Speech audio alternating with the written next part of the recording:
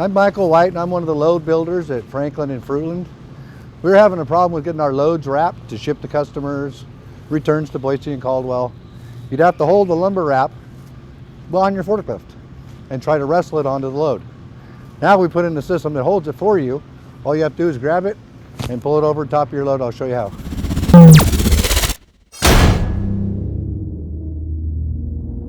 We put 2 posts in the ground. That one's 3 foot high, this one's 3 foot 3. That's for water shear. They build up water, wintertime they freeze. You can't open it. Put it at a pitch so the water will run off. Now you just pull the wrap over your load. Easy to secure. Cut it, staple it, you're good to go.